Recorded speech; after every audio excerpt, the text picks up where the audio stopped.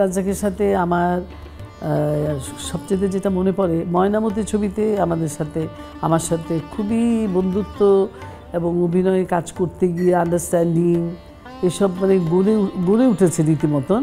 সেই জন্যই তো সকালের চা দুপুরেও পাওয়া যায় না।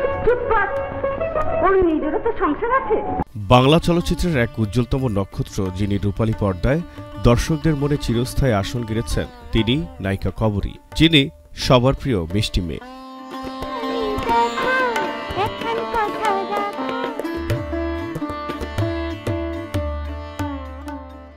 1950 সালের 19 জুলাই চট্টগ্রামের বাঁশখালীতে জন্মগ্রহণ করেন কবরী, যার প্রকৃত নাম ছিল মীনা পাল।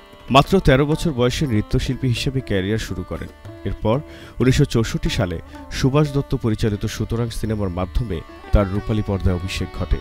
সে নালিশ করছে এই ঝকঝকে বিলেতি পোশাক আর ওই চকচকে জুতা পরা সাহেবকে পার করতে সে রাজি নয়। এই চলচ্চিত্রেই তার নতুন নাম দেওয়া হয় কবরী, আর সেই নামই হয়ে ওঠে বাংলার ইতিহাসে এক অবিস্মরণীয় অধ্যায়। একটু ভাল লাগছে না, দেখা পেলে হয়, আচ্ছা করে মজা দেখাবো। রাজ্জাক কবরী জুটি হয়ে ওঠে সময়ের সবচেয়ে জনপ্রিয় রোমান্টিক জুটি।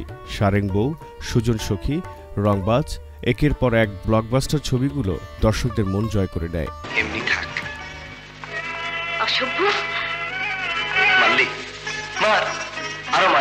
দুজনে কাজ করতেছি খুবই পেশাদারিত্বের সাথে এবং খুবই ভক্তি সহকারে, কিন্তু আমাদের পেশাটাকে আমরা নিয়েছিলাম। শুধু আমরা কেন, সেই সময় রোজি ভাবি, আনোয়ার ভাই, আমি, রাজ্জাক, প্রায় ছবিতে কিন্তু আমাদের এই জুটিটা কিন্তু একদম মানে খুবই খুবই জনপ্রিয় হয়েছে।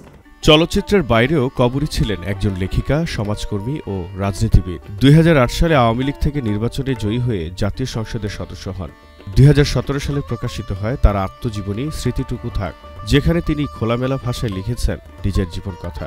অল্প অল্প করে জীবনের গল্প ধরে ধরে।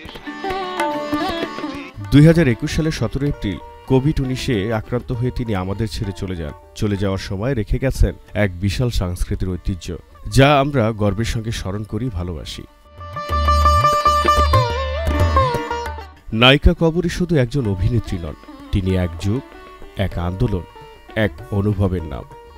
বাংলা চলচ্চিত্রে তার অবদান যুগ যুগ ধরে স্মরণীয় হয়ে থাকবে। জহির আহমেদ, সক্রিয় টিভি।